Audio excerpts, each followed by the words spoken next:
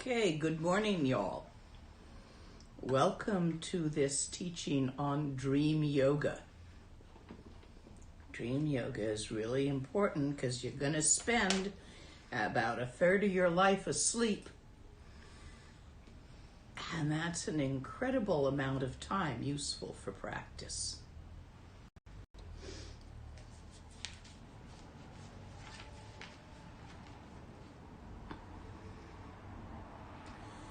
Chuku kunduzongo gomboyi dorji sempa garab dorji dang shire singe badu shin labde dedang mabzon tata tusum chi zog chen jupe lamala solwa de again Pema junela solwa deb Dorji chang chitilo narudang Marpa mila gompo tatsapa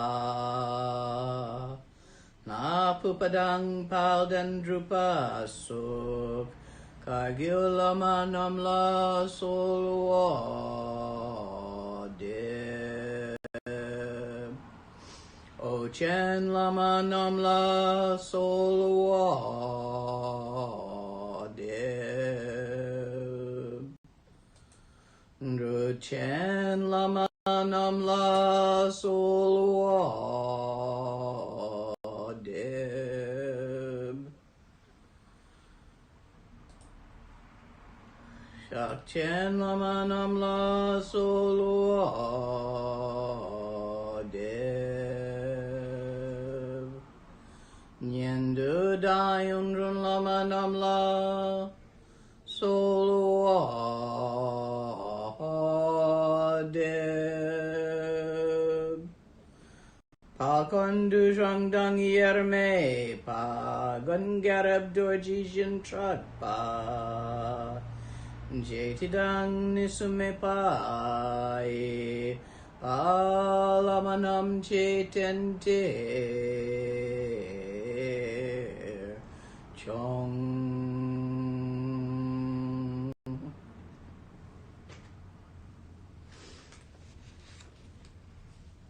To start this, I want to talk a little bit about sleep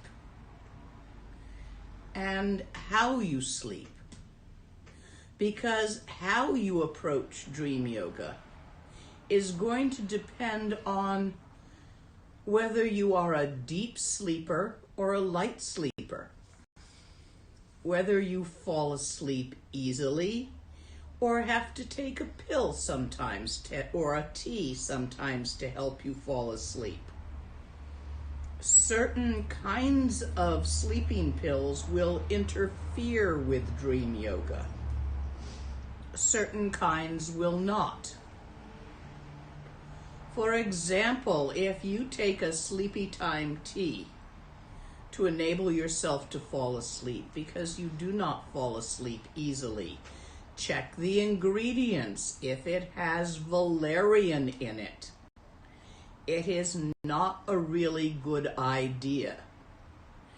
If you take valerian to help you sleep, it will often diminish your clarity so that you will not have the more profound kinds of dreams. You may have only very random, confused, brief dreams. It interferes with dreaming. So does Valium, unfortunately. Other things, either I don't know about, I'm not sure about CBD. I don't get good dream results if I take a CBD. One thing I have noticed with old age is that I sleep much lighter. I used to be a champion sleeper. I could go to sleep anywhere I had the opportunity, no problem. Naps on a train, while sitting in a chair. I used to sleep in a gum tree. For years, no problem. But as I age, my sleep has become lighter. So occasionally I have bouts where I'm not sleeping deeply enough to get a good rest. And I have experimented with different things to help me. For me, CBD is an interference. Valerian, but I have no text to talk about that. Valerian can be in interference because of its effect on the channels. It's actually a constrictor.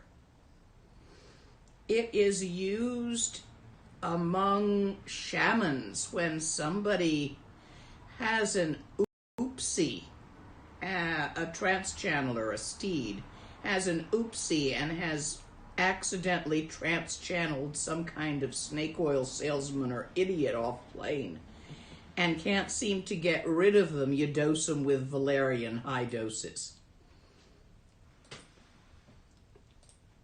It's effective for that, but I don't find it useful for dream yoga.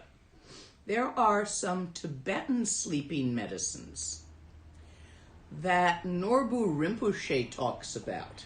Can I find the reference? Ba-ba-dum-bum.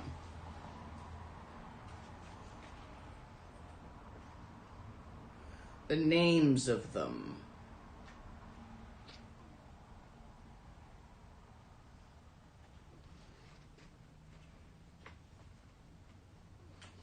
Should be in here.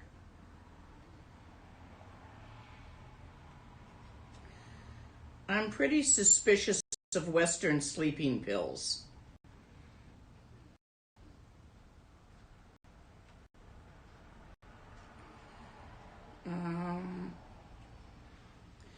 Okay, if anyone has read Norbu Rinpoche's book, it should be in there on dream yoga.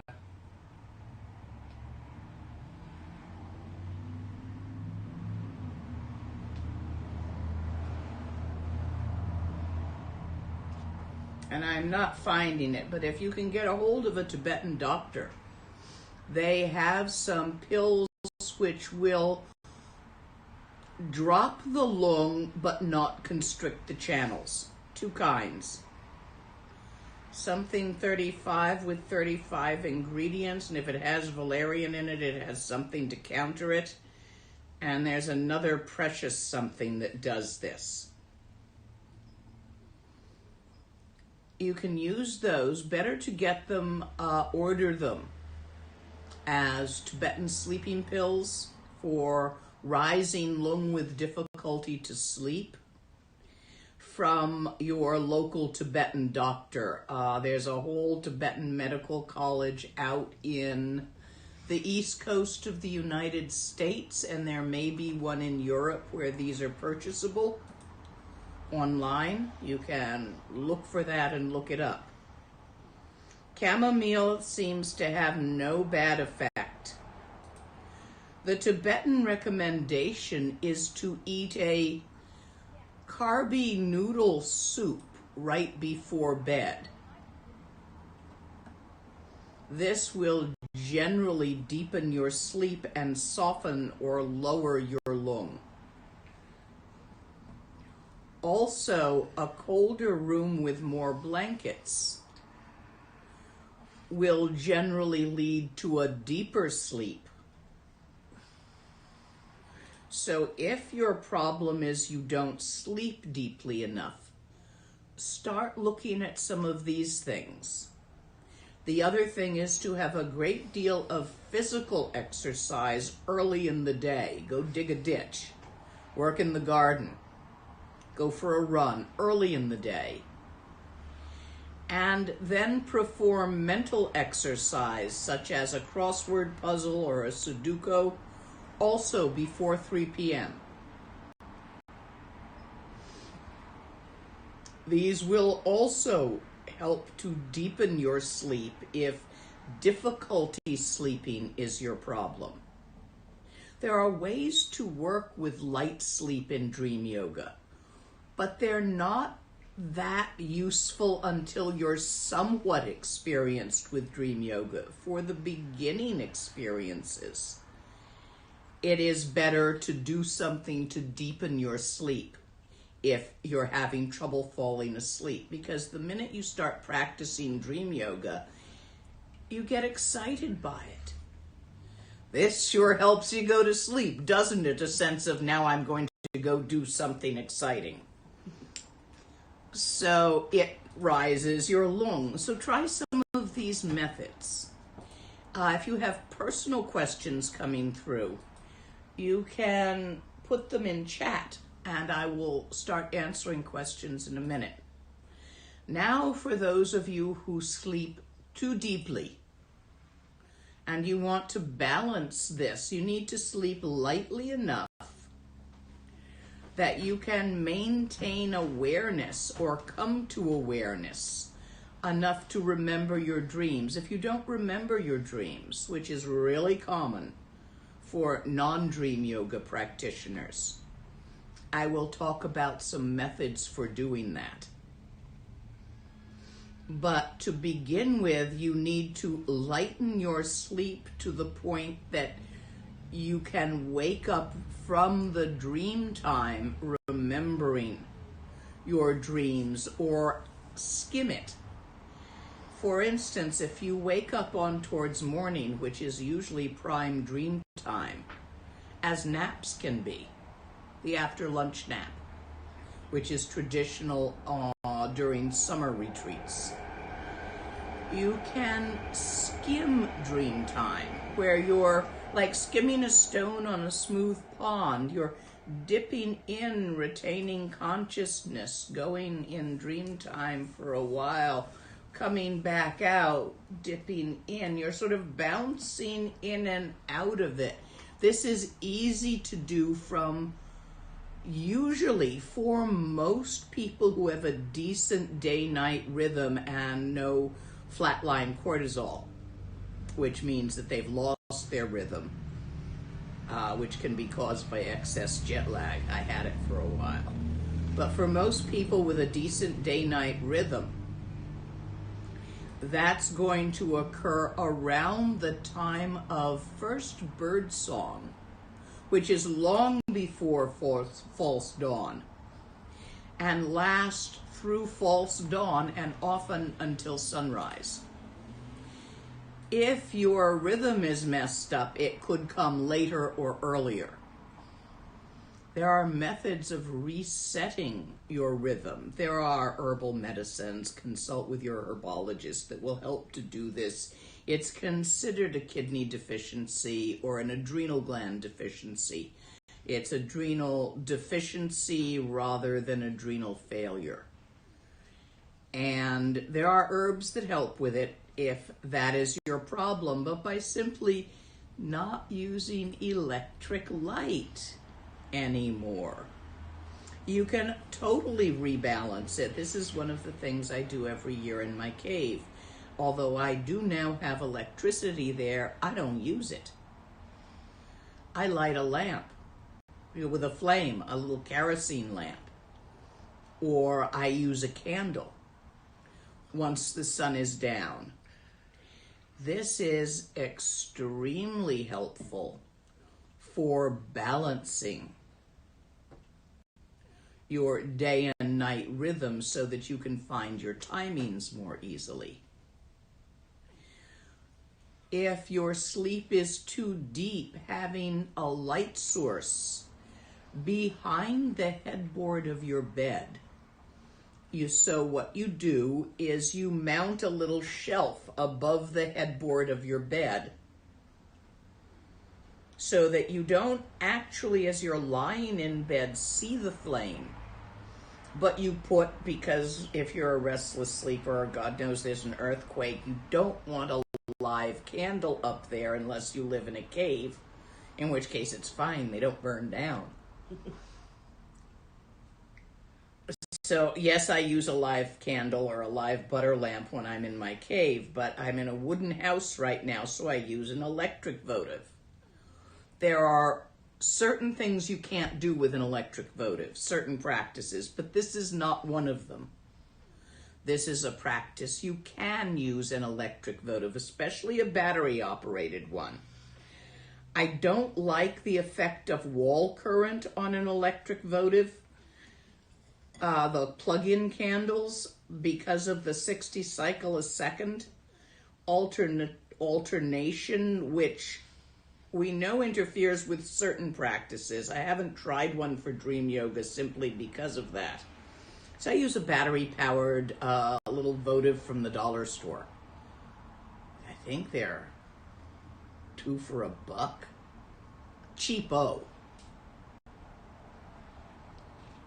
And so you get a little shelf and you put a little Buddha image or or stupa image, or you can put the little text, stupa and Buddha image, the 3. But you make a little shrine, very small, with a little shelf. You can often find these little wall mount shelves in second-hand shops.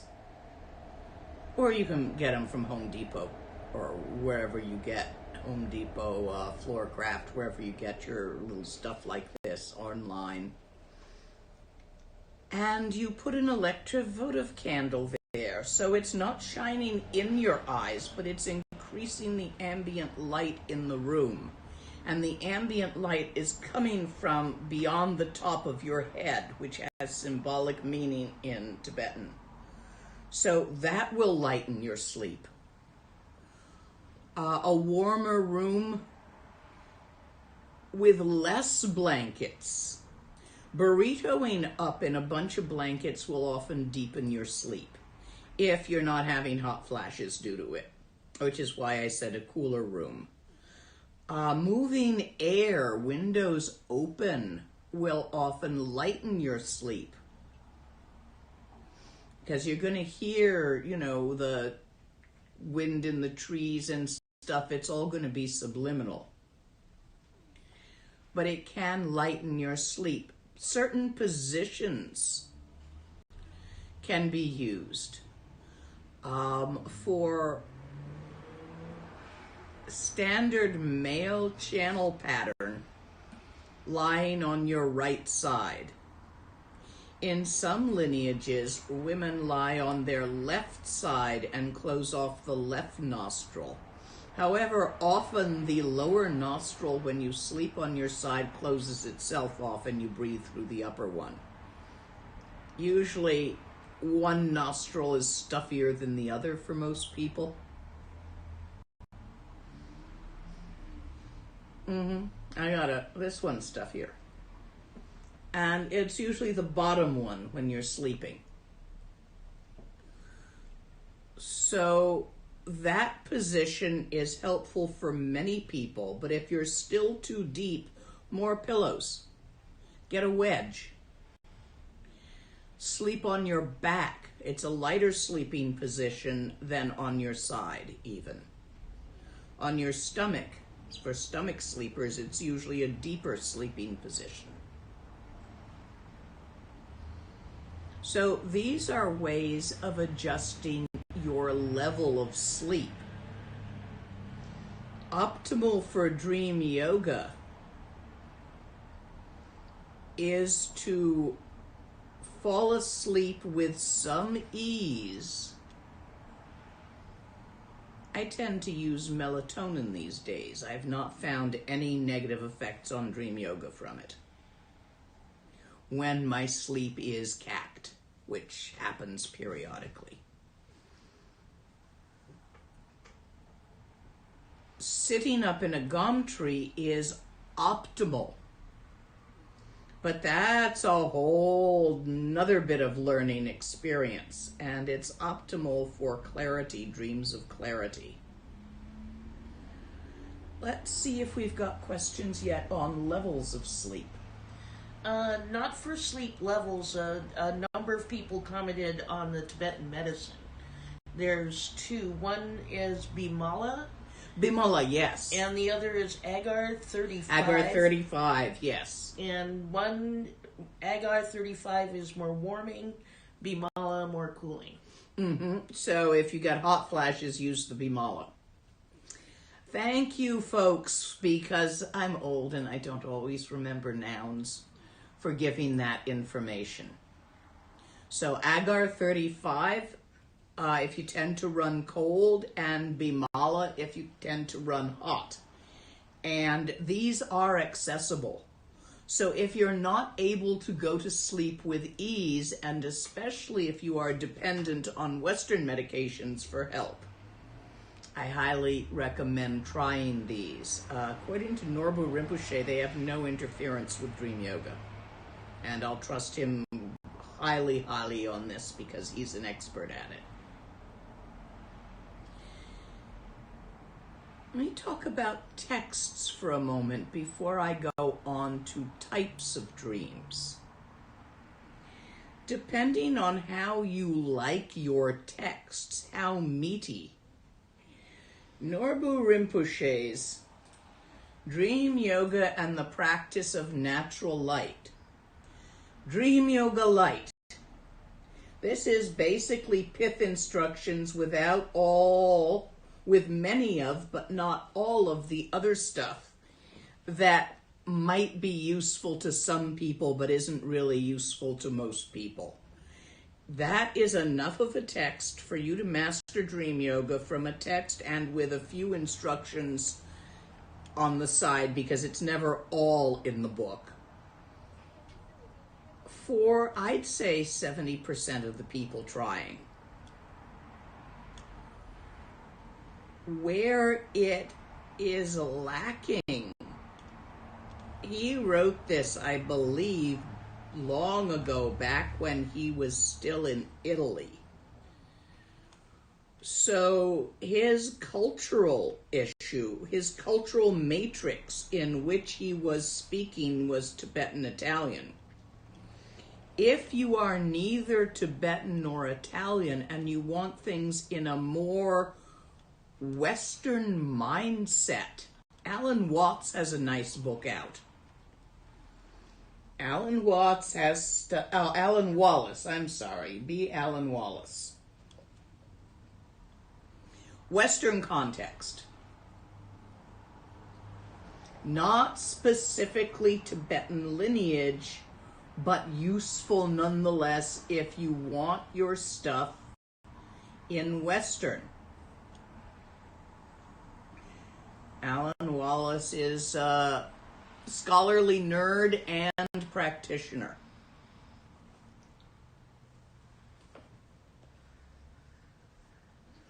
But if you want the real text, the deep text, the text with all the stuff in it, go for Bon. There's a beautiful text out by Tenzin Wangyal Rinpoche. The Tibetan Yogas of Dream and Sleep. All the bits are in there. Highly recommended if you want it. Although he's westernized, has lived in the West, again, he wrote this some time ago, it is still within Tibetan cultural structure, which means I prefer it because I like to make my transferences myself rather than count on another translator or interpreter or scholar to do them for me. That's personality. If you are generally following my teachings, you like them explained a little bit in Western context and might really enjoy Alan Wallace's. Norbu Rinpoche's is very traditional, but just the pith, please. Not all the other possible ways you could do in case of this or that. So these are your choices. You still need a teacher for dream yoga. You need teachings because it's never quite all in the books. My first teacher of dream yoga, my first teachings on dream yoga, were at the age of 3. I wish I knew what lineage it was my father practiced. Some form of voodoo, Yoruba, Southern Baptist, Satanism, maybe. I'm not sure. He died when I was 8. Before I realized the importance of lineage to ask the questions. I suspect he practiced a mishmash of things. He was an atheist towards the Christian God, did not believe in it, not just didn't worship it, didn't even think it existed, and a communist and a sorcerer. Or at least he seems to have told his small child that he was a sorcerer and taught magic to her.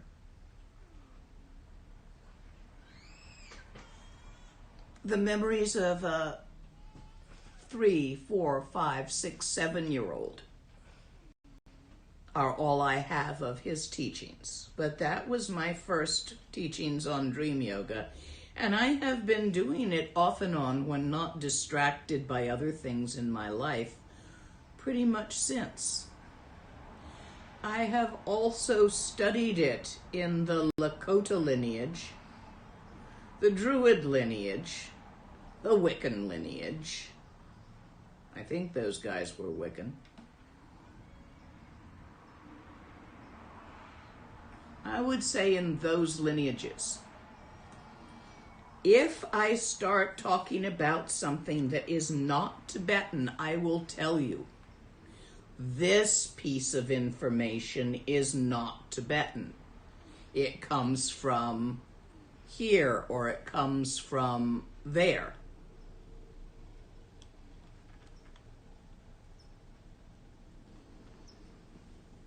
So I want to talk about how dreams happen.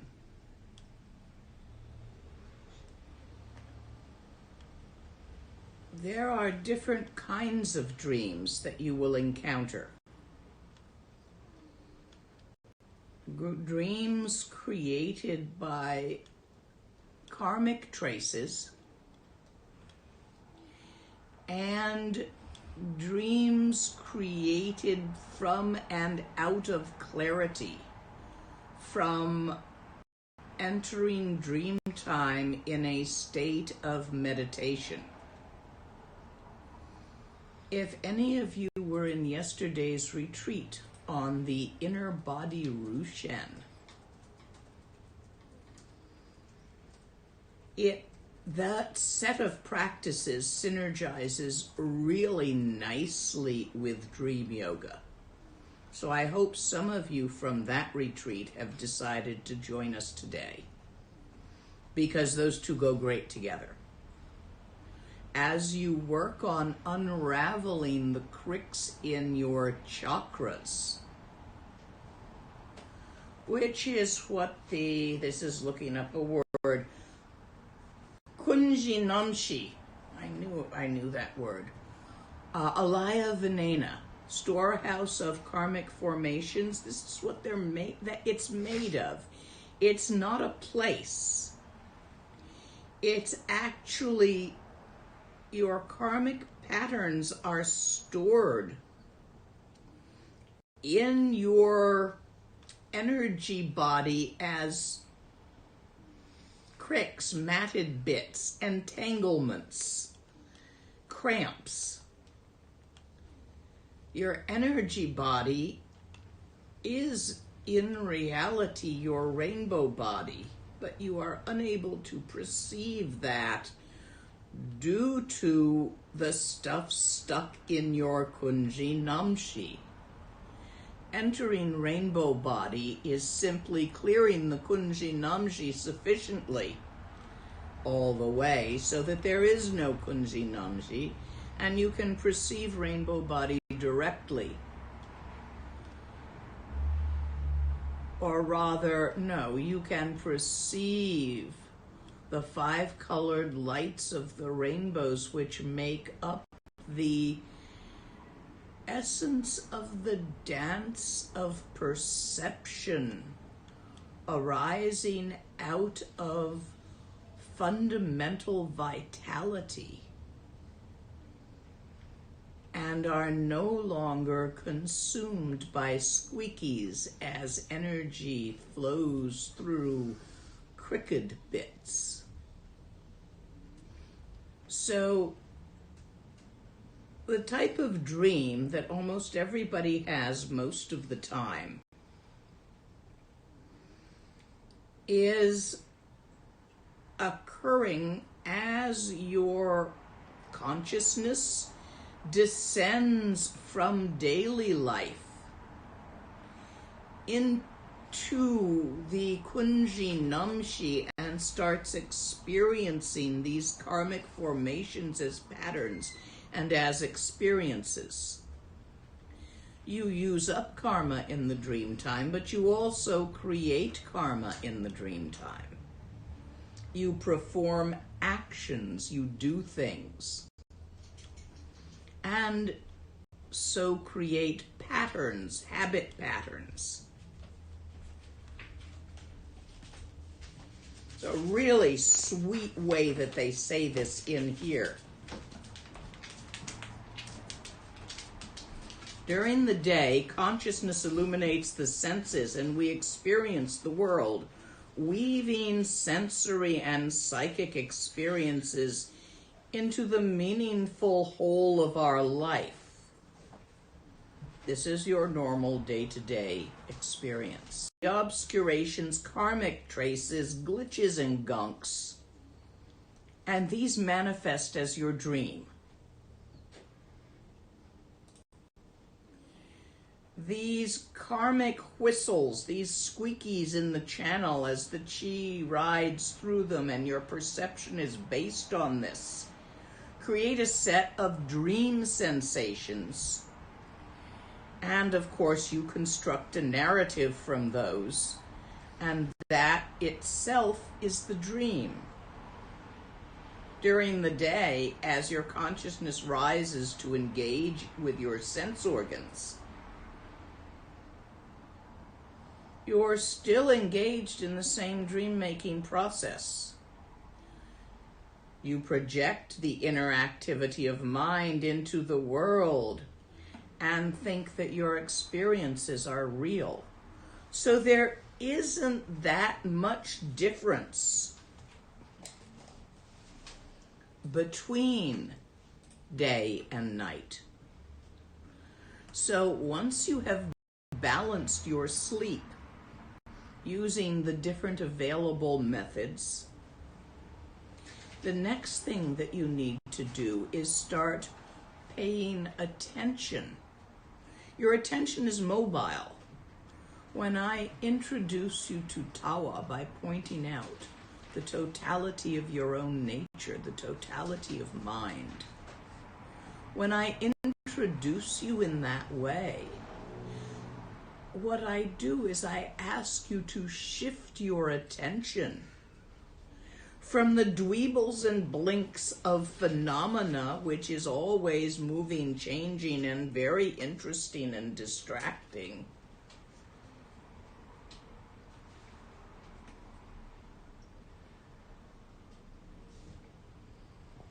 like my cup of coffee, to shift your attention from all that stuff, outer phenomena, and inner phenomena as well, because you're always paying attention to what you're thinking and how you're feeling and what you're doing about that, trying to fix it, feel better, think more Dharma thoughts, think a happy thought, don't be grouchy. I mean, you're always up to something, trying to fix the external and focusing on it. So in the teachings of meditation, you simply, by unfocusing your eyes, since your attention follows your eyeballs, and if you look at something, you will pay attention to it. You just do. I mean, look around you. Look at different things. You'll notice that your attention goes to the thing you're looking at. So attention follows the eyeballs to a great extent. So you unfocus your eyeballs so they're not looking at anything. You open your attention from the normal point focus of day-to-day life into a not blurry,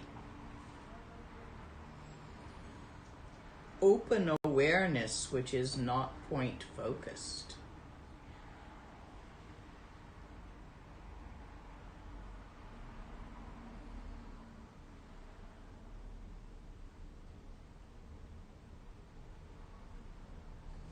What you are doing as you move in the beginning from normal day-to-day putzing about to sitting on your cushion and meditating is shifting your attention from phenomena to nature of mind. Since nature of mind is not in a place, it cannot be perceived by point focus, which is all about looking here and there. So you have to let go of that. So, since most of you have been meditating a while, you know all about how to shift your attention. Well, you got to shift your attention to noticing your dreams.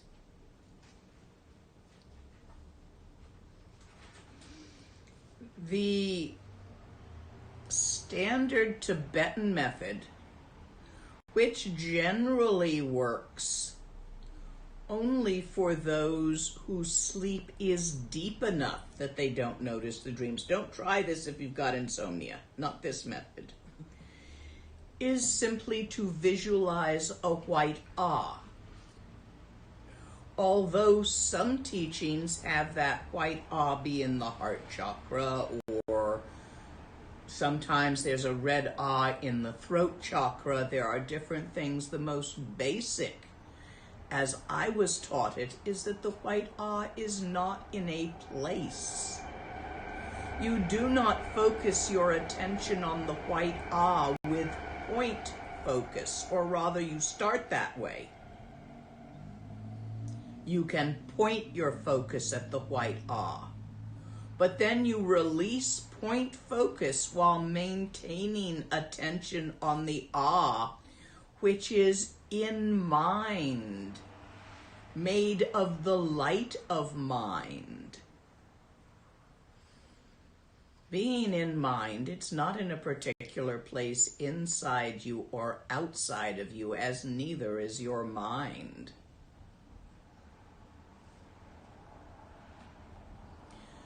Ah is the primal letter, the primal sound of voice. The speech chakra is that of intent. Letters, words are the basis of manlam. Wish path, setting of intent. This is how the ah works. But the basic and most simple teaching that I have had is you don't put it in a place.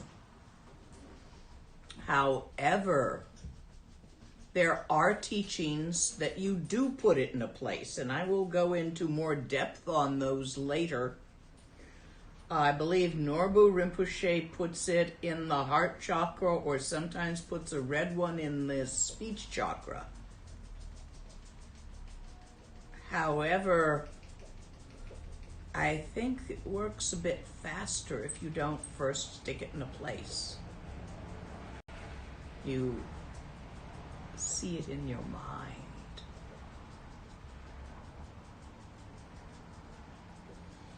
Which isn't in a place. For true mind, the totality, the Buddha nature, is neither here nor there, neither now nor then. For here and there and now and then are little ideas that crop up in mind and dissolve in mind, and sometimes they're there and sometimes they're not. And mind is always there. So I'm going to give you a variety of methods as well of drawing your attention to dream time so that you can wake up in your dream. The first is you gotta remember your dreams.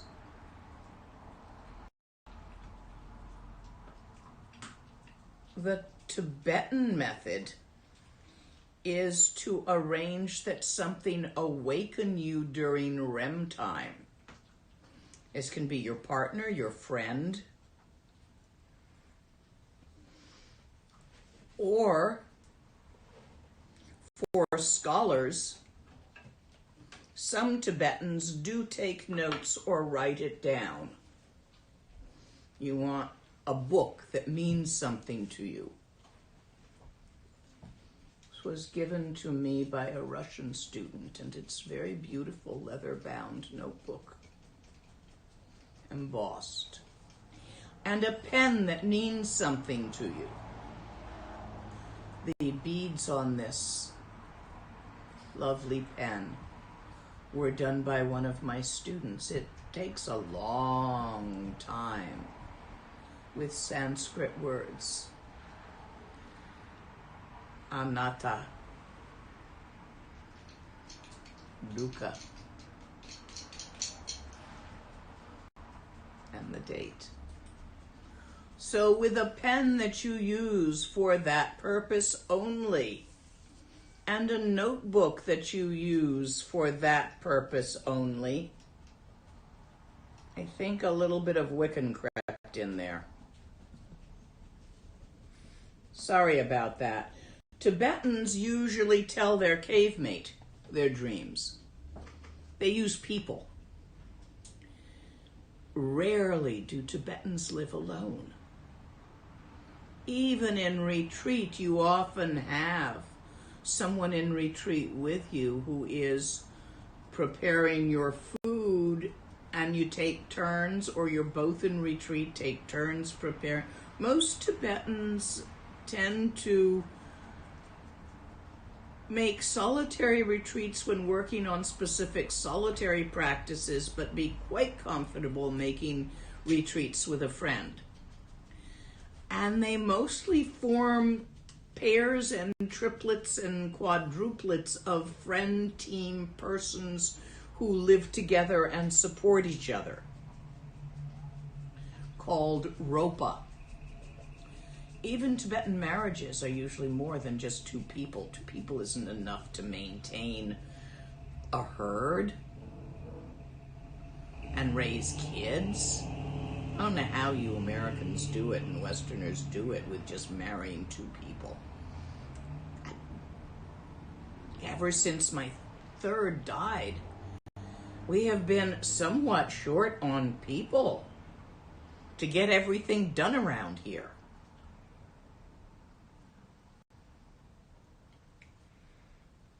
So just a two-person marriage is almost as bad as being a single mother. Just not enough hands. You end up exhausted. Anyway, digression.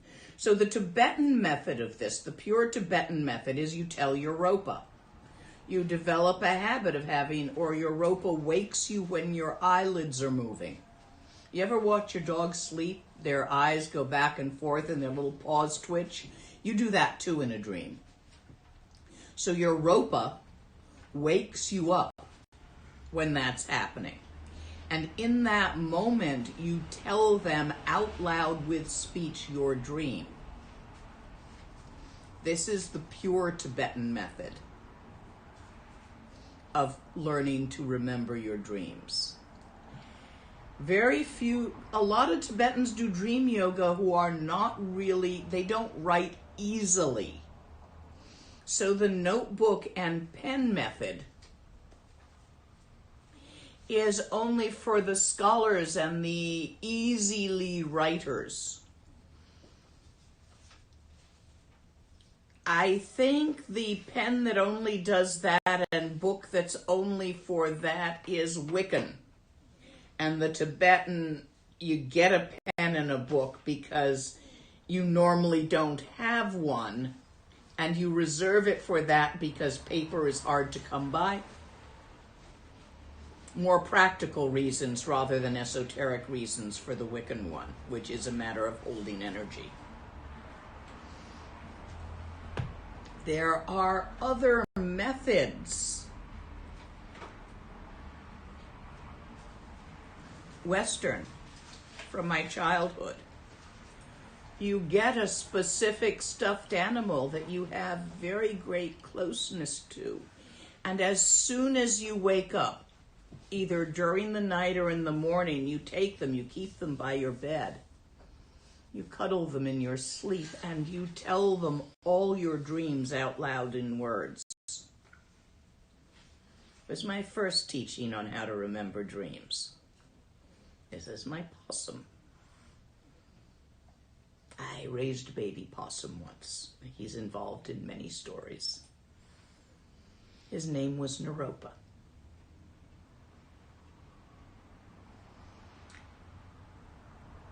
So I don't know what lineage the stuffed animal was. Wiccan.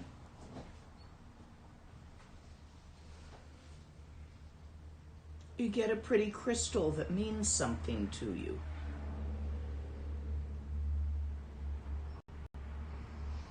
You put it by your bed, you wake up, you say it out loud to the crystal.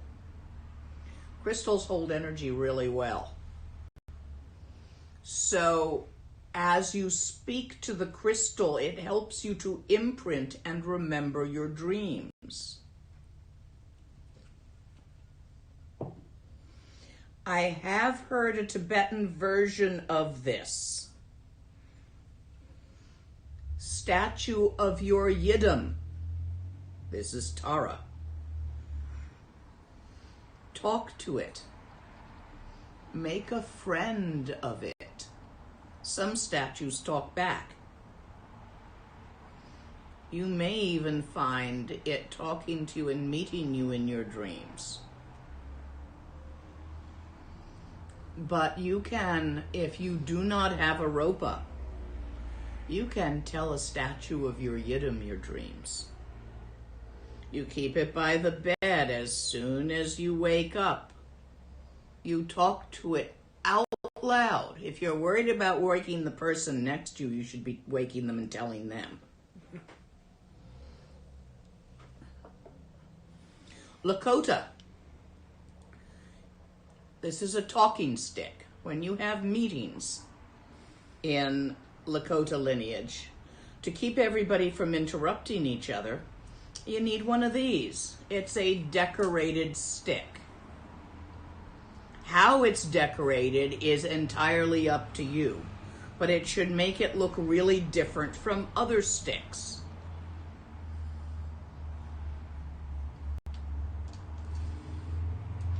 So in meetings, the stick gets passed around, and whoever has the stick gets to talk uninterrupted. Get out what they wanted to say. It sounds like it'll make the meeting longer, and it kind of does at first, but once you're used to it, you learn to become concise. So you get a talking stick. You tell the stick. You can make yourself a talking stick very easily. This is a hair stick carved with a toucan. I like toucans.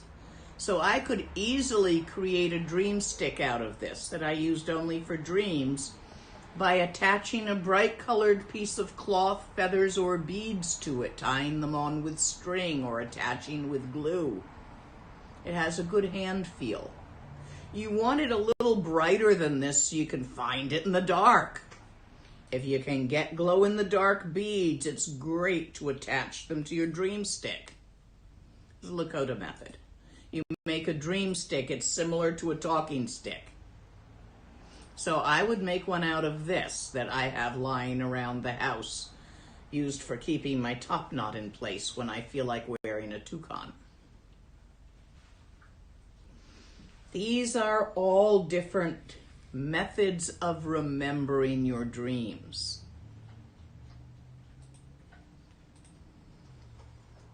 Have we got questions on any of these methods coming up so far?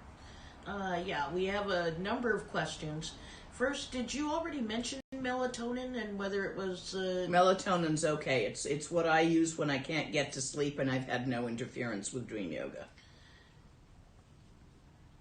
What is false dawn? You mentioned that much earlier. Oh, there is long before the sun is ready to come up.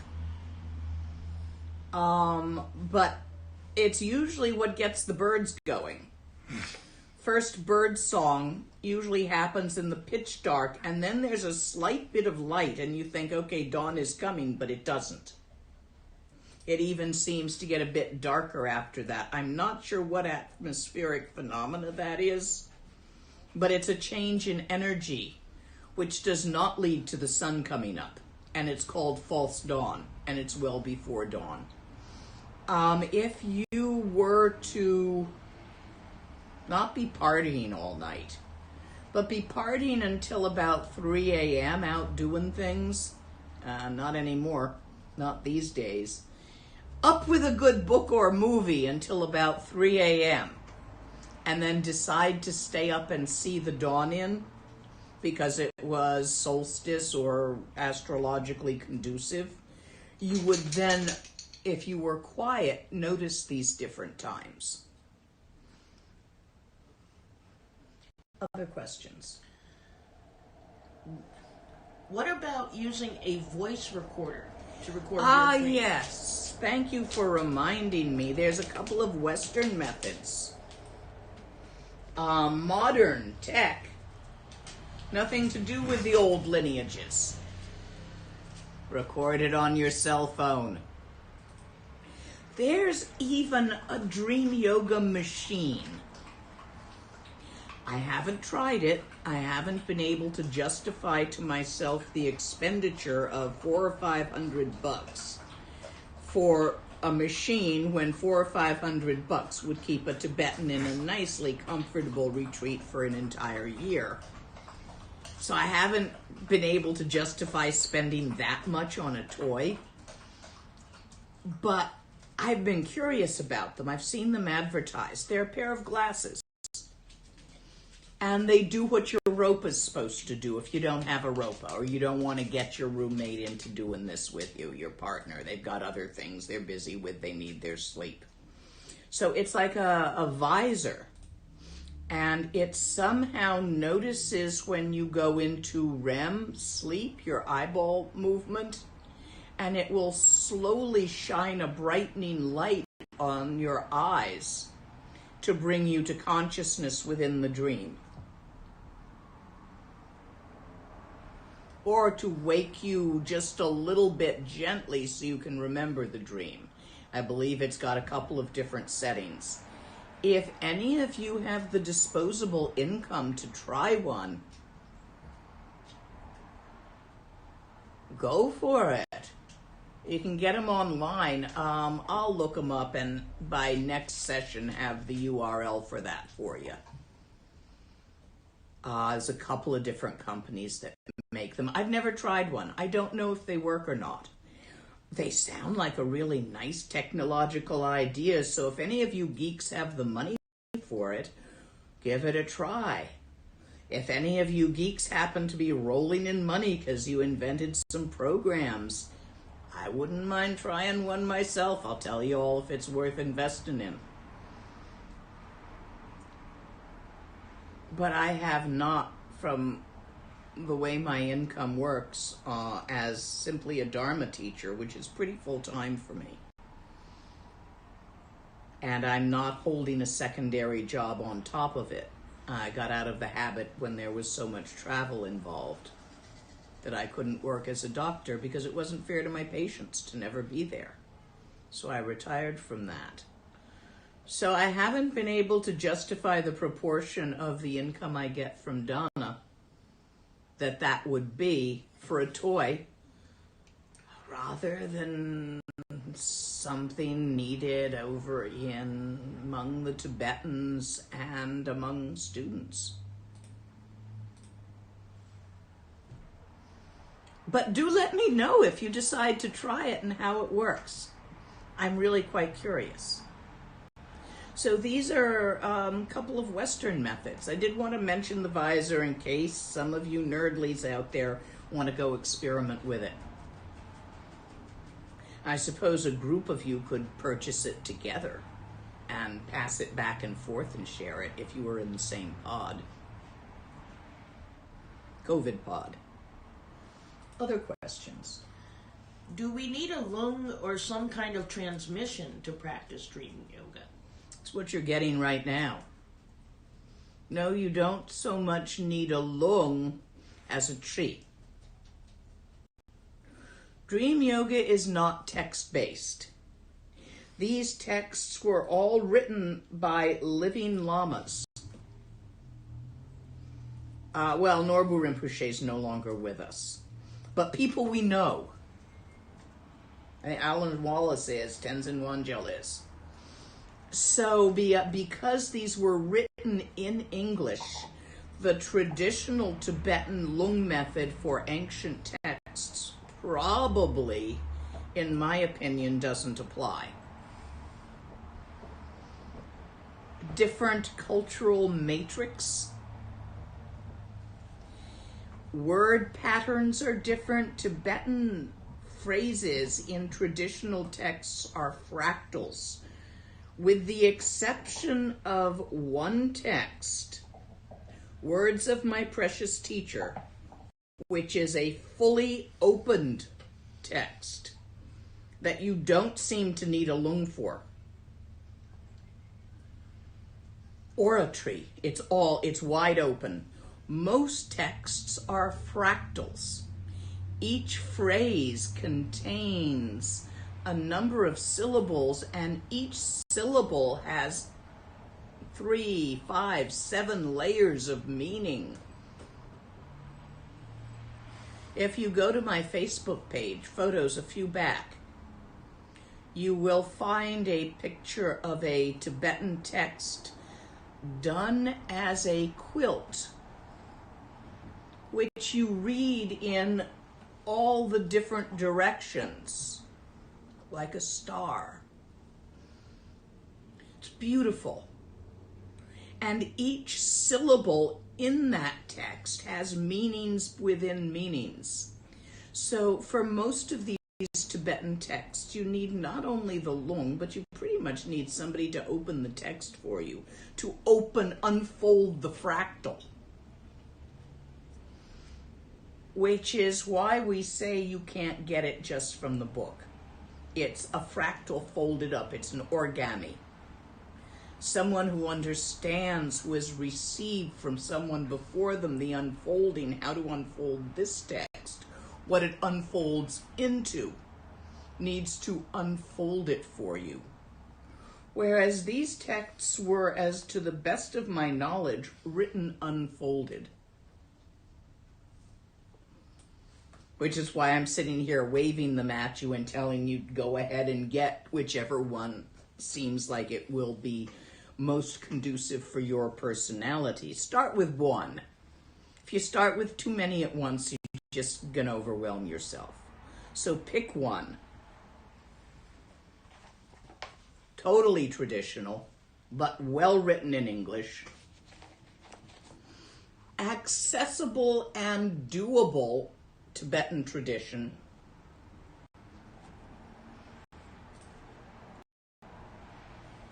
Well translated into a Western Tibetan tradition, well translated into a Western cultural matrix. And I swear I saw some Wiccan in there. Next question. Some questions about dream experiences.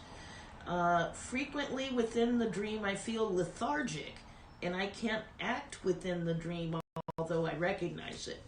What does this numbness mean within the dream itself? How to overcome it? You have a karmic quirk. I'd run a bunch of Vajrasattva or do the inner speech Rushen, depending on where you are in, inner body Rushen, depending on where you are in your practice, and see if I can get that crick out to improve my dream yoga. Because that's probably going to be getting itself here and there in your daily life as well. Senses of powerlessness or lethargia, inability to decide or inability to move. Next question? Yep. Okay. What is happening when you wake up but the dream seems to continue? You still got one foot in the dream time. I do that a lot. That's really nice, because then that's how you do the skimming thing, where you wake up and then you put your white ah. You notice your white ah, or you go into Treksha and different levels if you're capable of it, and you go back in Treksha. Or you can go back in and change something. Or you can go back in with where you want the dream to go, lucidly. So when that's happening, that's actually a useful time. When you're able to straddle the sill and have one foot, speaking analogously, one foot in dream time and one foot in wake time. So then you can slide back and forth. If you are tired enough and have an easy enough but not too easy time going to sleep, if you've got your insomnia, sleepiness balanced nicely, you can, as you enter dream time, usually as you fall asleep in the beginning of the night, you skim through a really short dream time on the way in and then go into theta wave. If you can enter that really short dream time consciously in Treksha, you can remain in Treksha through theta. You can even remain in Yidam practice through theta, and then re-emerge in it into the dream time, which is a very powerful but more advanced practice that I will go into more in future teachings on this. I'm taking you slowly, the way I was taught, the way it is traditionally taught. You get the first bit. What are dreams? How do they work? How to balance your sleepiness, awakefulness, different methods of doing that, recommendations of herbal products that work, of things that don't work. You do this, you get it balanced, and you work on remembering your dreams for a week or so. You get that working. You base the next teaching on top of that, which is why these aren't 3 days in a row. I'm giving you time, if you're going to work with this, to delve further by your own experience, to experience it in the process of the teaching. Next question. I wake up in intense terror about death. Should I sit up, use Oma Hung, do a deity or Yidam practice? What should I do?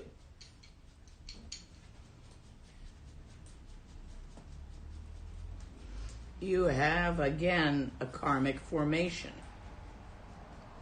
that is causing this experience to repeat until it resolves, which is probably going to be when you die.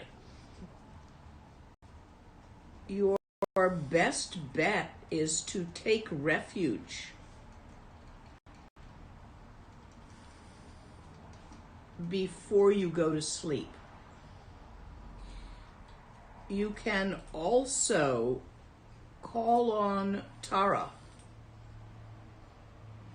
with her mantra, doing a Tara practice before sleep, and then as you sleep, lay your head on her lap. I had a pillow given to me by another Lama with a picture of Tara on it, which I ended up giving to a friend who was very ill, who was very into Tara practice, so that she could sleep with her head in Tara's lap. Try some of these.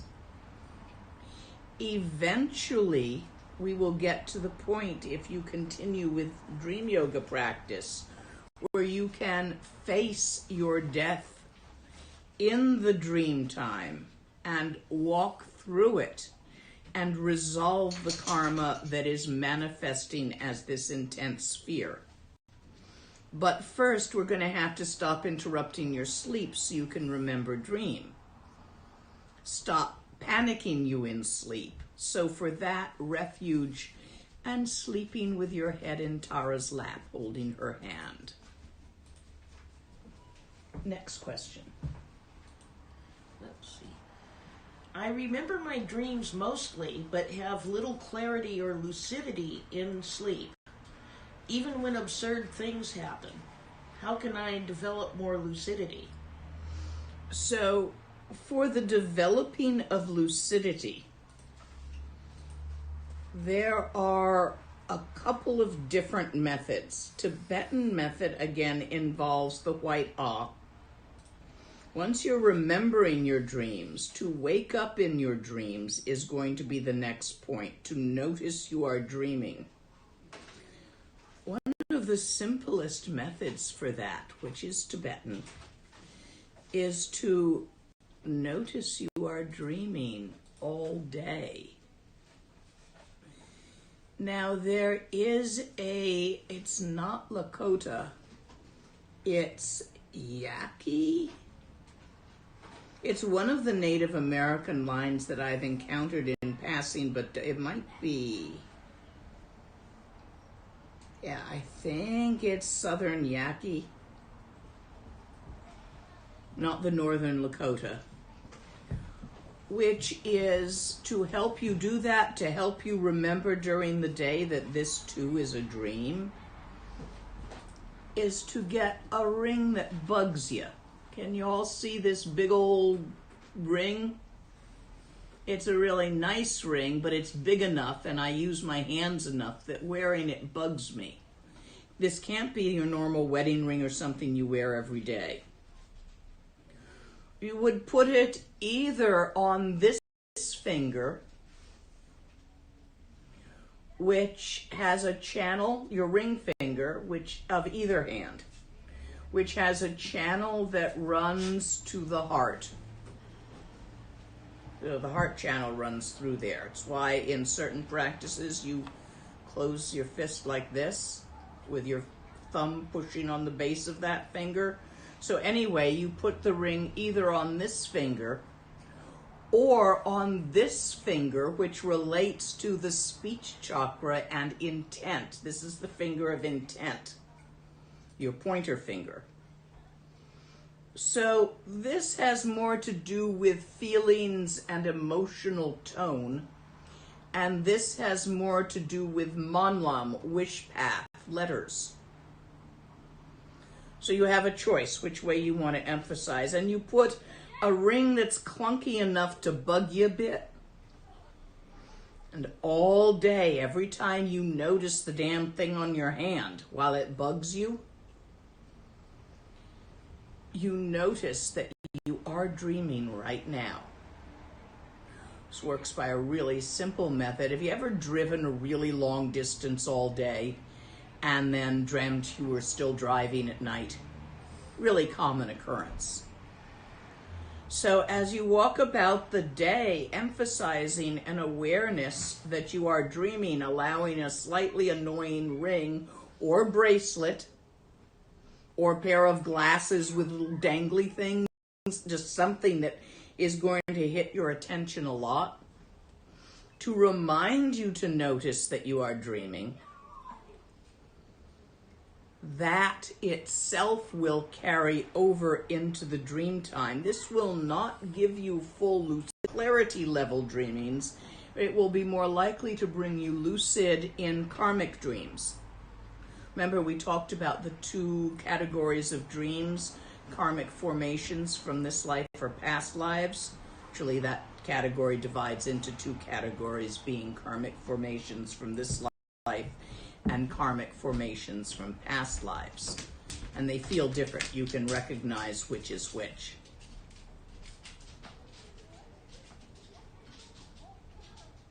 Now that comes later. So that's a really simple method. The other method that will actually lead you into lucidity in clarity dreams, which are more difficult, is to sleep, go to sleep in trekchö, or with your attention open in mind, placing the white ah there in mind. There's no there to that there where. So visualizing the white ah, but not in a location, in open awareness, as the nature of the intent of lucidity. These are two simple ways. Next week, I'm going to go more in depth for you in ways of causing lucidity, bringing forth lucidity. This week is more about getting you into focusing your attention on dream time. Although, since some of you already have your sleep balanced and have your remembering dreams, I will give you these two fairly direct and simple methods. It's the noticing that you're dreaming, and it helps if you say it out loud. Mon Mom. I notice that this is a dream, just like any other dream. Karmic patterns arising, being interpreted as sensory experiences, as phenomena. No difference. I am dreaming. Pattern that enough during the day, and the pattern will continue in the night. The white ah will lead to an automatic lucidity and clarity, which is a higher state but more difficult for some. Other questions? Here's a practical one. Can you practice dream yoga if you use a Cpap machine? I don't see why not. I have never used a Cpap machine. I think the keys to practicing dream yoga and there's nothing, of course, in the ancient texts about dream yoga with a Cpap machine. However, I'm somewhat familiar with them, and I don't see why not. In fact, especially if you're working with the white ah and clarity dreams, having ease of breathing caused by a Cpap or a BiPAP is actually quite important. If your breathing is obscured or obstructed, it is very difficult to have dreams of clarity, such as it's very cold and you've curled up with your head under the blankets. That will often disperse the clarity of a clarity dream because you're not getting enough oxygen. I'm talking heavy blankets. So I would say it should not be a hindrance. You may have to modify your bedside table so that you can get at whatever you're using to talk your dreams to.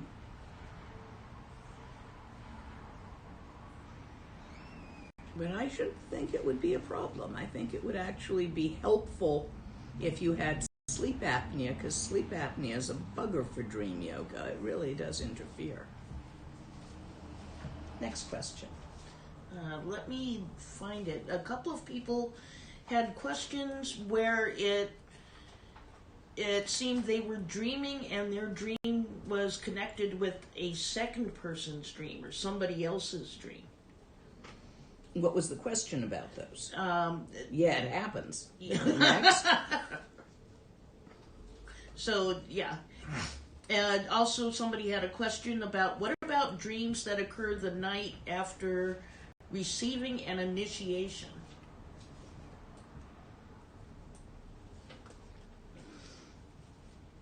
Two kinds. If you have a lot of karmic traces intensely in your Lama Lena, you may dream symbolically about your karmic relationship to that Wong. Conversely, if you are a relatively strong practitioner of Trekcha and have been cleaning out your karmic patterns for some time, you may dream interaction with the archetype of that Wong, which is very powerful and is a clarity dream.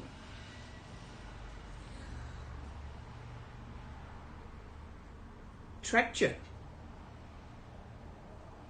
purifies karmic stuff faster than any other method. It's actually more effective than Vajrasattva.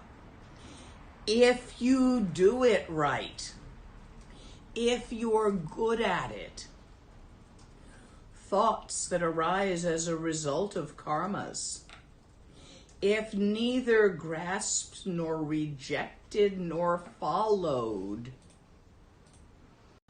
dissolve back into mind as mind, exhaust, use up the karma that caused them without creating a new one. The moment you grasp a thought, follow a thought, like a thought, don't like a thought, muck about with a thought, poke at a thought, entertain a thought, you are creating further karma and not clearing your karmic storehouse.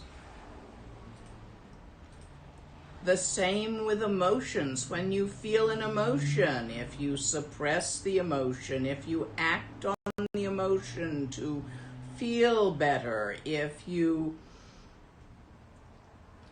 the emotion, if you entertain the emotion, if you justify the emotion, if you do anything at all with the emotion, you're creating more karma.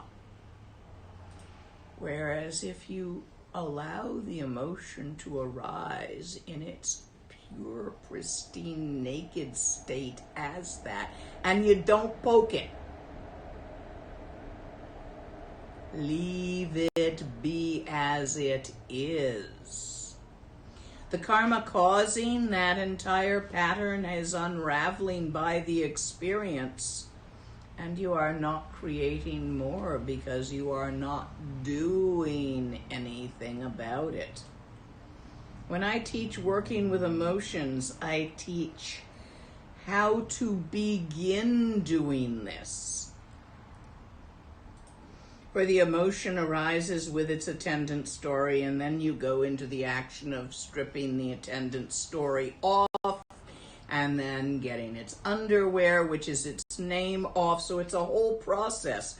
But at some point, that ceases to, with practice, with enough practice of that, that ceases to be a process and becomes simply an occurrence. And the emotion arises naked. and dissolves when it's done naked. And since you haven't grasped it or dressed it or done anything with it whatsoever except allowing it to be as it is, no karma of deed is created to replace the karma that was exhausted by the experience. And so, I think of it in Sanskrit, Lama Lena, thins out through a lot of practice of trekcha while thinking and feeling. You can speed this up with Togel, but your trekcha needs already to be able to do this before you try and speed up the process. Otherwise, you just get more stuff. Next question. How to develop better boundaries so other practitioners cannot control your dream and come into it?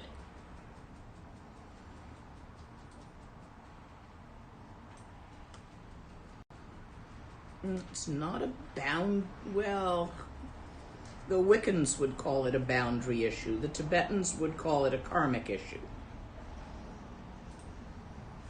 So, Tibetan answer, trekcha. It is a particular quirk that you are experiencing this, a particular quirk in your karmic patterns, a pugcha. Trekcha is the fastest way to purify a pugcha. However, if your trekcha isn't all that good that you don't think you can get it to do that, go with Vajrasattva. It's your pugcha. You get to clean it out. Now, in the Wiccan tradition, this would be seen as a boundary issue, and setting a circle around your bed, there would be instructions for how to do that and how to make a proper circle around your bed and what would break a circle. But this is not a Wiccan teaching. This is a Tibetan teaching. And if you actually want that, go find a Wiccan.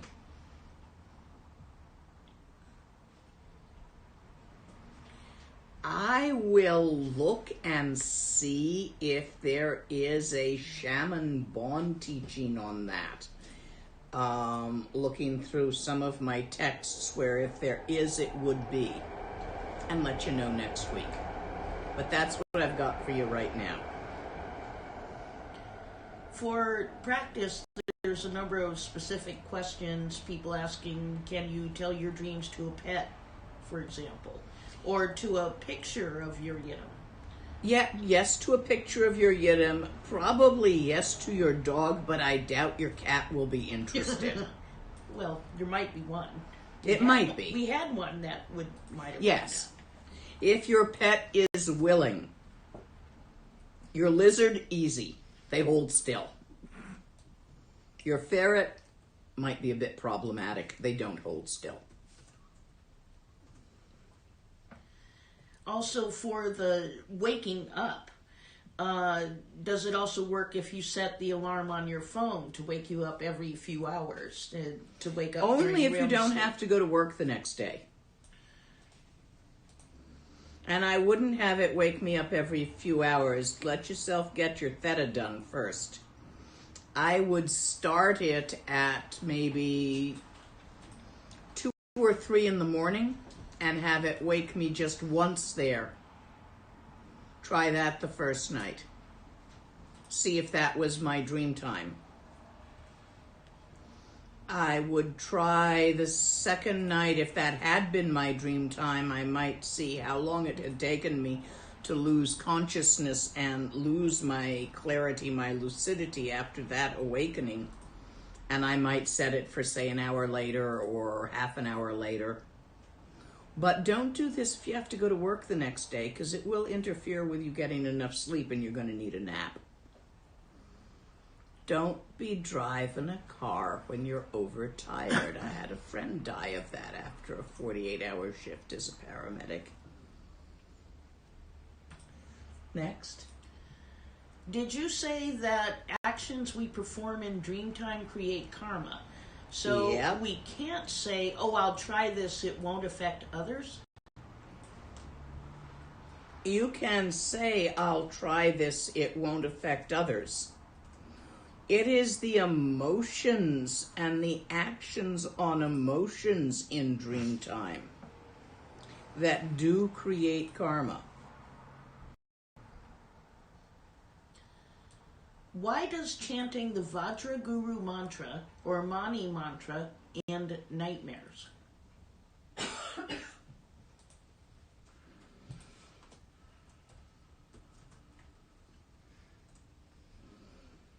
There are patterns, tracks created via Manmam in the universal shared unconscious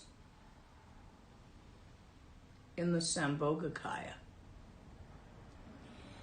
And due to those patterns which are mutually shared karmically, they're in your Alaya Vinayana as well as others. They're a group karma, shared universal unconscious issue,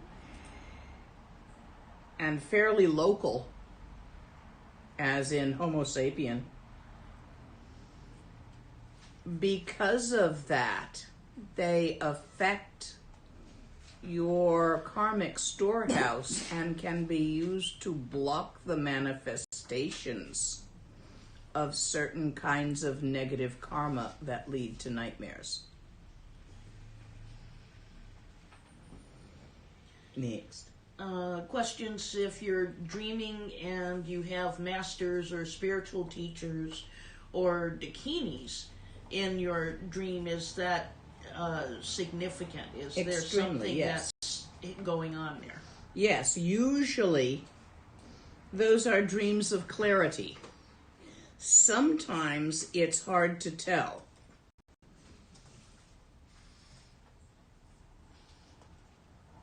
Whether it is a dream of clarity or not.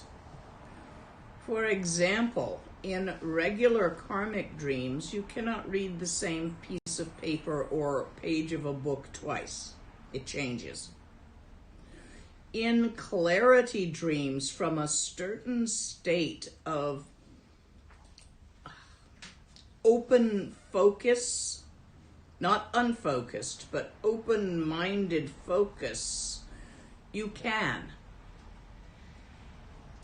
That's how you get dream termas. But if it changes every time you look at it, it ain't a dream terma. It's a dream. Teachings are often given in dreams. The last session of these teachings will be given in the dream time. Certain things can't be taught about dream yoga here. They have to be shown. We've got several more sessions on the internet before we even go there. I think I answered that to the best of my ability. Dream time, especially once you start entering clarity level, is a place as well as a state of mind, just like this is a place as well as a state of mind.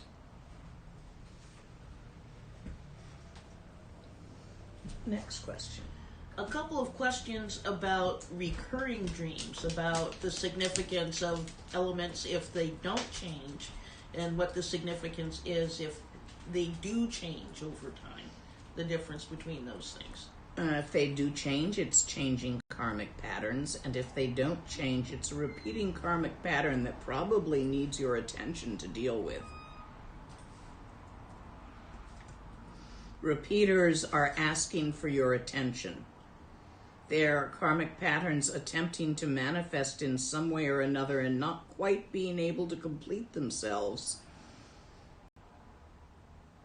Or your reaction to them each time somehow codes them so that they come again. There's a wide varieties for repeaters. Usually you're coing it somewhere. It's waiting for you to actually develop enough clarity in the dream time to allow the full occurrence of that display to unravel without tightening it up again. And until you manage that, a repeater is likely to repeat for you. An interesting question about learning in the dream time. When you receive these teachings in the dream time, is it still absorbed if you don't remember it when you wake up? Yes, some teachings cannot be remembered when awake because they don't fit in a Homo sapien channel pattern, which you will immediately put on when you wake up.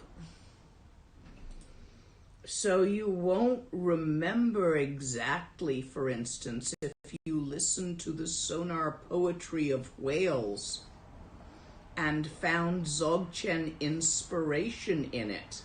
You may remember the words that this happened, but not what it felt like. Can't bring that back here. Learning how to change species in dream time cannot be taught in the awake time, and yet has value.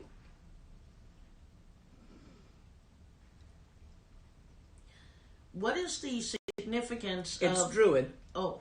Yeah, go ahead. What is the significance of dying, but remaining aware out of body in the dream? The body is dead, but I am still aware. Probably past life memory. Happens on sudden death rather easily.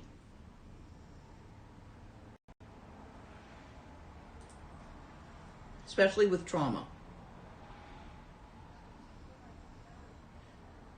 Also certain comas. Can you comment a bit about the Gom tree and the Gom Chig, the meditation belt and the meditation chair, and how you use them for this, or is that a later teaching?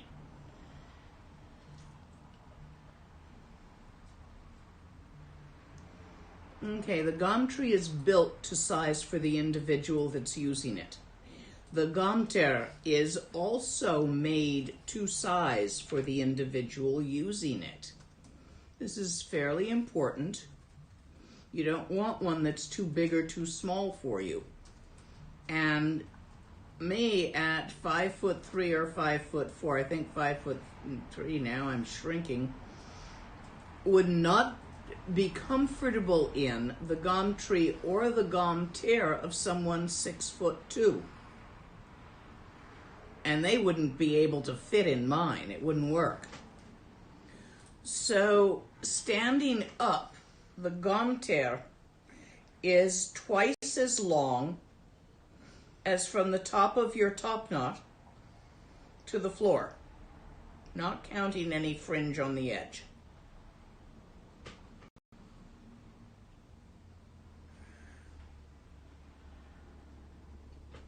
The Gom tree is square, made of wood, twice the distance from your fingertips to your elbow.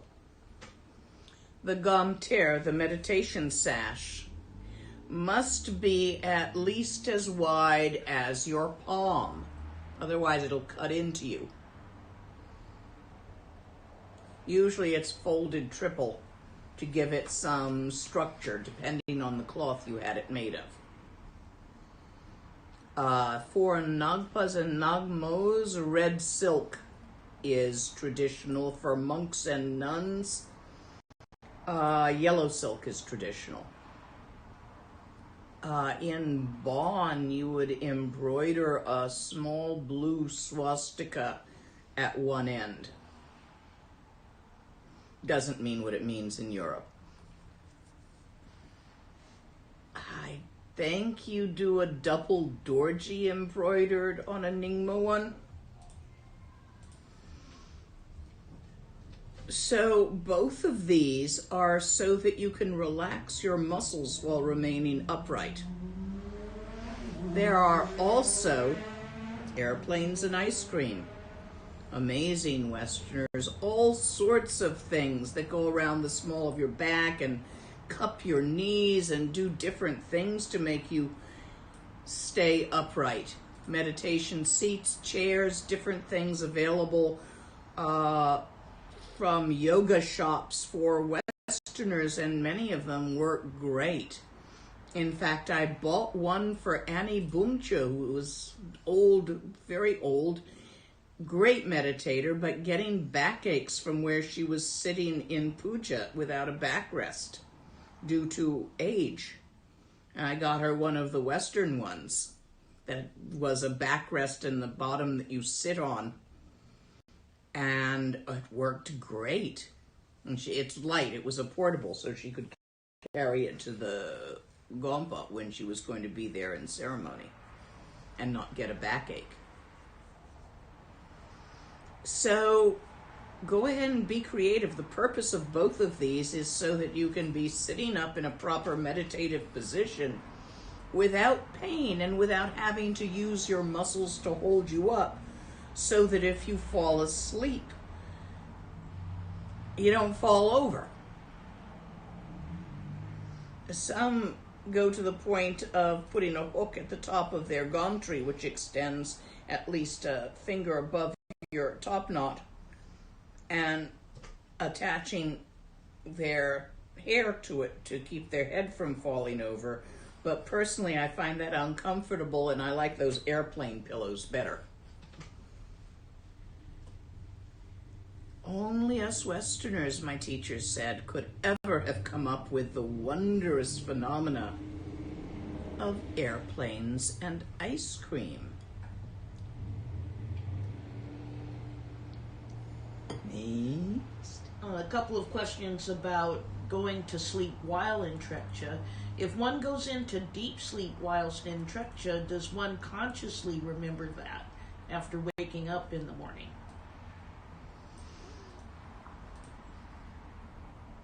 Not in the way you consciously remember occurrences.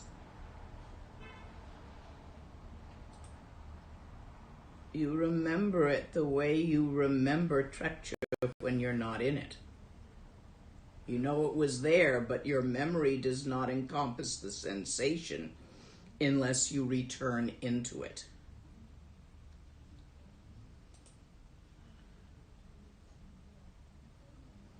The key to accomplishing Trekcha is never to leave it.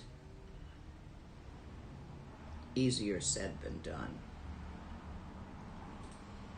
Let's have another question or two. Okay, let me take a look here. There's quite a few different ones. Can you, I don't remember what you said about CBD oil. There was one question from somebody who needs to use medical marijuana. I have no idea how that affects the dream time. I find for me it affects it poorly. Makes it lots of fun, and I remember the dreams, but I don't get any clarity. And that's the whole point. The end goal of dream yoga is clarity. So I find that CBD for me interferes, but I have no textual reference to tell you how that works. And that's not the oil topically. I'm talking about either eating it or smoking it. I have not tried the oil topically at sleep time to see what that does. I don't have a pain that's necessary for. So probably topically it would not affect much. I have slept with a lidocaine patch once. Wasn't on purpose. I think I was on an airplane. But there was some clarity that occurred. Not much, but some. So I'm guessing topical is not that.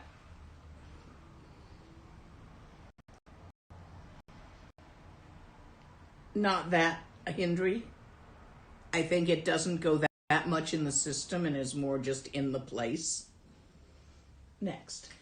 How are kinks worked out of the kunji namji? Did I pronounce that right? Yes, you did. Okay. By not poking it. Karmic kinks. There are practices that accelerate the removal of karmic kinks. Trekchö is the fastest, with the exception of Togyal, but you need Trekchö to do Togyal anyway. So what that is, how that's done, I'll tell you the best one first. There arises a experience. The experience contains a sensory stuff. This is in dream time. So you dream you are taking a walk and you meet a black dog.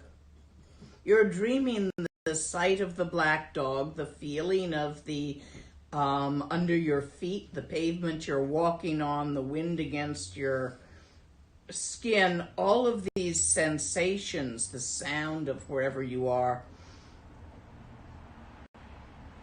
being stimulated by chi moving through cricks in the kunji namji, and so arising and being interpreted as perceptions, which is sensations made into a coherency. So you get this is the karmic experience of a coherency. Now there are parts of the coherency which is the story you tell yourself about why and where you were walking and what you were doing and the black dog and what you think it will do. And then there's the emotion. You are happy to see it. You are afraid to see it. So all of these things are arising. If you do not grasp, entertain, do something about the feeling, the perception, the thought sensation, if you let them be as they are in Trekchö, none of those things have substance or duration. You allow them to arise and disappear naturally without grasping or rejecting. In normal day-to-day life, everything arises as with its attendant, all perceptions arise with attendant thoughts and feelings, if you notice them, of want, of not want, and that feeling arises together with you taking an action of deciding to act on it or not act on it. And both of those create karma. So, perception. There's still some coffee in here. That was an interpretation of a sensory input of a gurgle that I heard when I shook this, performed an action. So I'm already in a dream. So now I have to decide, will I drink the coffee or not? Perhaps not, just to show I can. That's an action. Perhaps I'll drink it because I want it.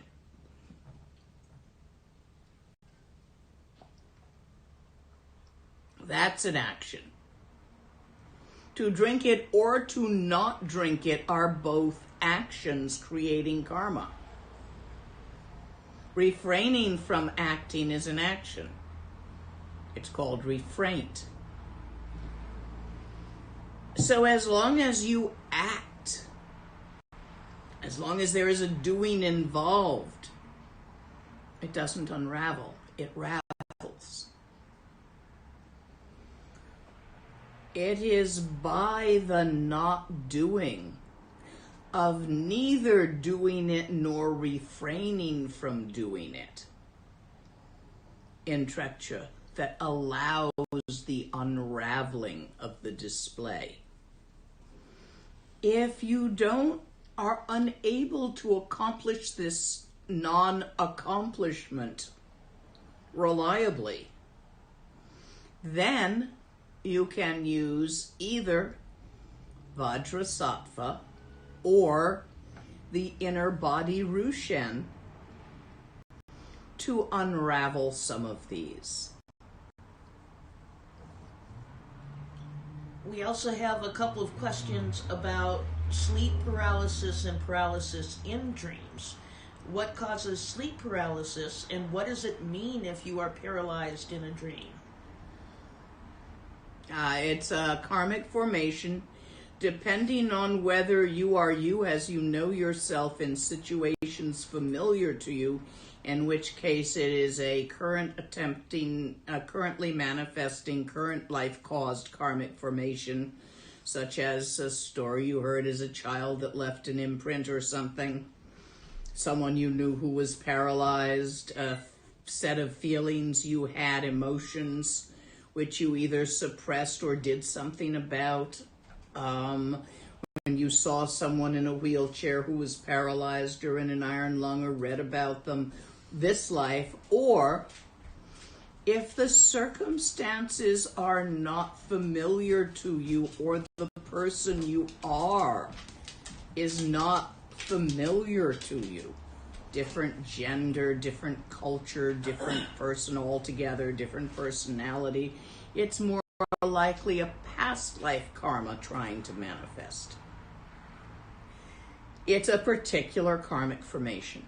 And sleep paralysis, the paralysis that comes when you wake up and can't move, has to do with the release of a certain hormone which is caused by certain karmic formations.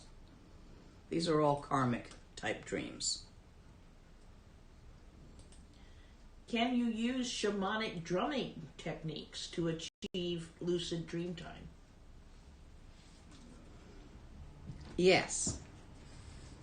That's Lakota system is where I'm familiar with those, and yes, you can. Don't talk to anything with teens. If you get those teachings, like them and take them to heart and practice them, it means I am one of your teachers. You get to have lots. I'm not monogamous.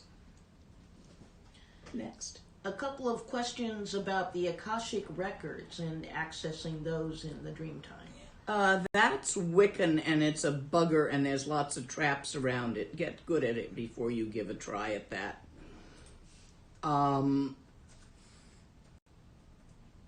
There's things with teeth. There's other stuff. There's Wiccan's method of doing it. The Catholics have a thing about it and stuck some demons there. So it's a little complex to work with. You can. I like the Tibetan one better, where all the termas are. I think it's got a better file system. Even if you can get into the Akashic records, the filing system is so multidimensional that it's really hard to find anything. Whereas where the Tibetans keep the termas, nice filing system. You can find stuff. I much prefer it. But that's me, personal opinion. That's an advanced practice to try to go there, and I'm not teaching it right now because there's so many cautions and safeties, and anyway, it's not Tibetan, it's Wiccan. Next.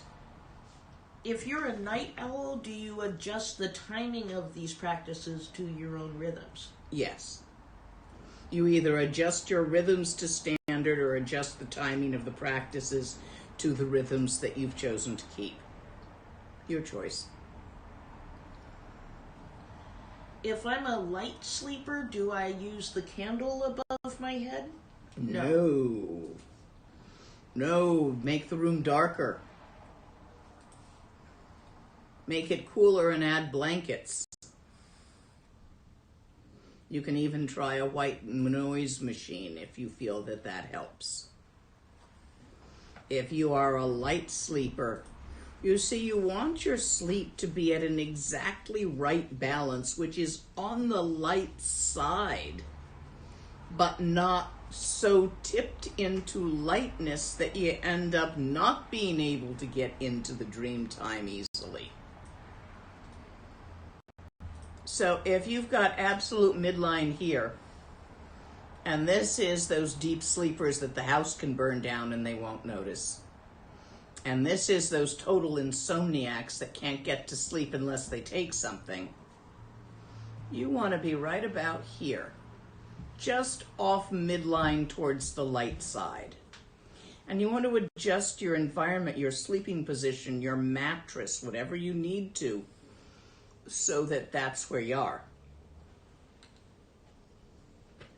You mentioned the things with teeth earlier. Someone asked, should you always try to take refuge when you meet a deity archetype, just in case they aren't who they appear to be? Yes. Yes, there are things that aren't what they appear to be. I almost got snookered by one of those it was only a couple of years ago. Taking refuge, saying the Guru Rinpoche mantra, is usually effective to find out. Now, admittedly, I talk to things with teeth because I find them interesting.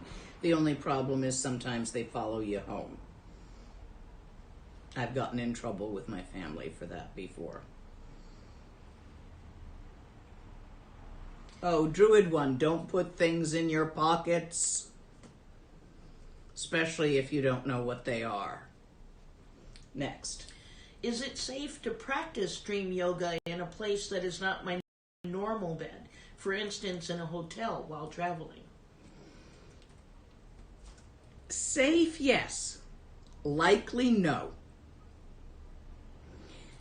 I have done a lot of traveling as a teacher and found that it's just not the time for any decent dream yoga. Partly that is my binaural rhythms were always totally cacked because I lived in jet lag. And partly because I've just never had any success at it in the middle of that. So it's safe but more difficult, let me put it that way. I found I'd either disturb my sleep and end up overtired or just not come to lucidity while traveling. I have difficulty with keeping my body asleep with my mind awake. Could you offer any advice? You don't want your mind awake. You want to drop down into the Kunjinamshi. You want to release the sense organs. You want your mind asleep. You want it aware that it is dreaming while in the dream asleep. Next. A question, does dream yoga mantra of Bon help? I'm not quite sure what that Yes. is. Okay. It's a more complex method. I'll get to it, but I'm not teaching it this week. But if you've got it, go ahead. Can you simply ask your guru for awake dreaming? Give it a try.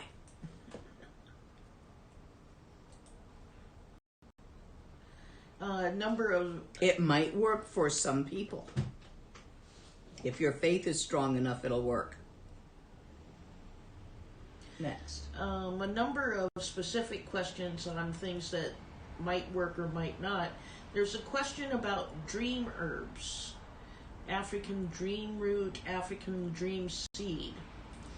I am less familiar with these, but supposedly there are many incenses which will potentiate lucid dreaming.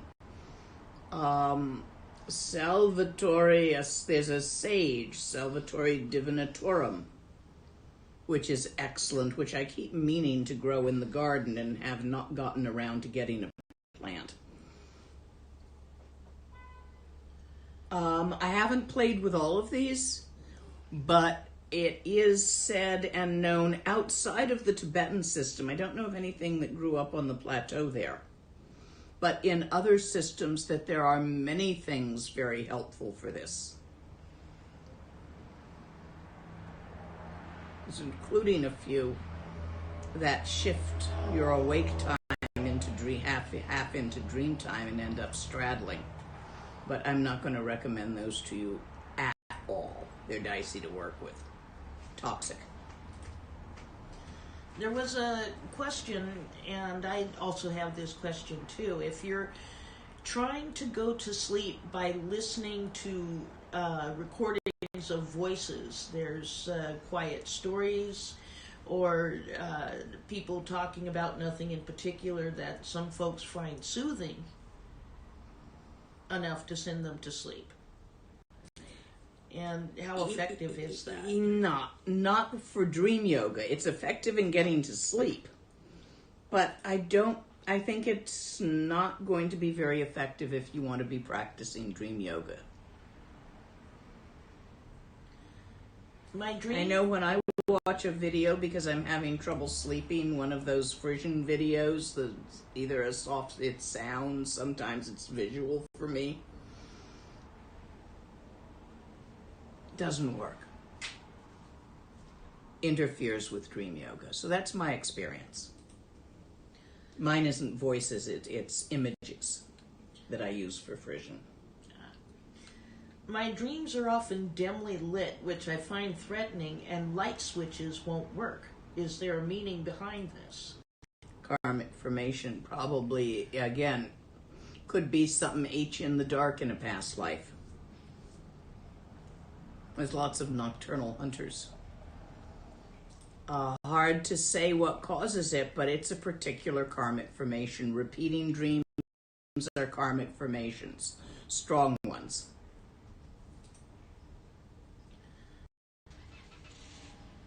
Can you talk a bit more about Trekcha, how it's spelled and what it is? Trekcha is a Tibetan word which means cutting through. It cuts through the karmic formations, the pagchas, the crap that hold you into being a sentient being. It's a specific method of Dzogchen meditation. Next. Dreams where you're being attacked by demons. It's another karmic formation.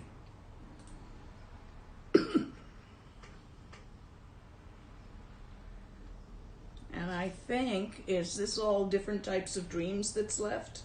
Yes, either that or solutions for going to sleep. I've pretty much given all the solutions I know for going to sleep. Try different combinations of them. Not all of them all at once. You're not trying to hit yourself with a sledgehammer, which would probably put you to sleep, or at least unconsciousness. But not recommended. But try different combinations of them. See if you can get a hold of the Tibetan medicine. Try some melatonin, which I've never found to be interfering. See what works for you on getting to sleep. And as many people are asking about different types of dreams, let's see if I can find.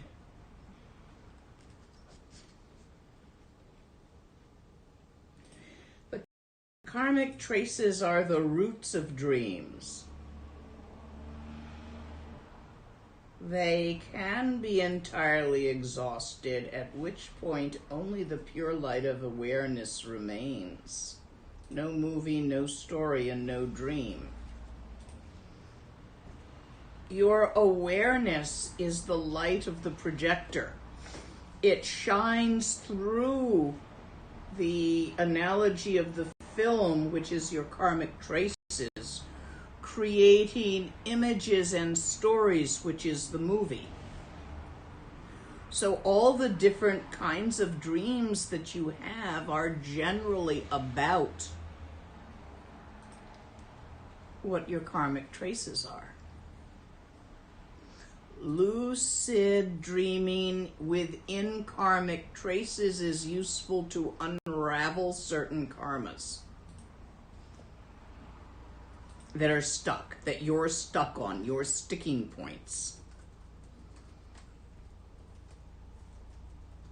Dreams in clarity unravel all karmic formations over time. Certain practices, which if done in the dream time, are incredibly effective. I've heard it said as much as 9 times more effective than doing them while awake. So I'll leave you with that idea, some of what this is for, what you can get from it. You can also go find the giant orgy that half the Wiccans get pulled off to.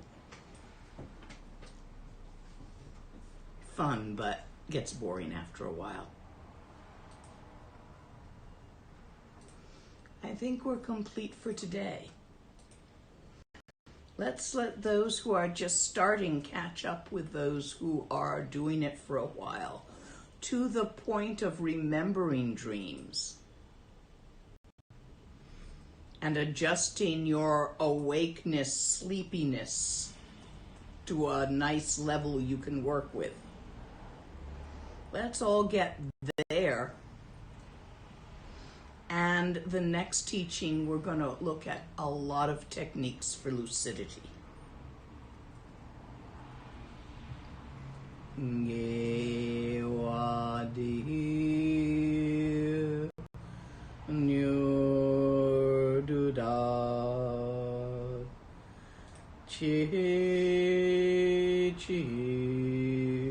Sala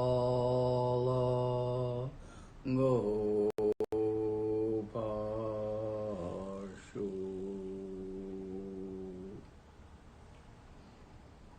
May all beings clear all their karmic traces into the true freedom of enlightenment. Thank you for joining me. As I usually announce at the end of each teaching, I talked about not being able to justify putting the 400, 500, or 600 that would keep a Tibetan happily in retreat for a year into a new toy. Should you have a bit extra, 300 will actually keep a Tibetan in basic retreat for a year.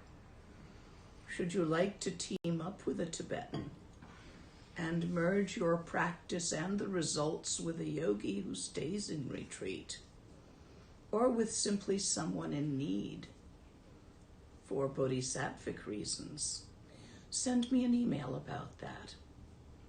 And I will have either I or my assistant Donalaya will explain further.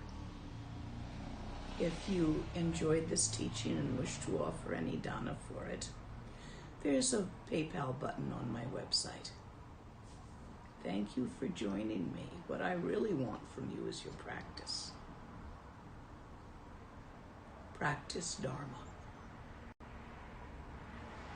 By what method depends on where you are standing today. As long as you practice, it works.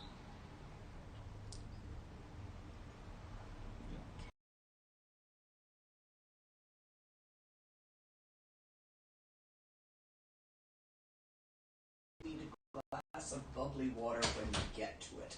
Okay. I has coffee. Just need a minute and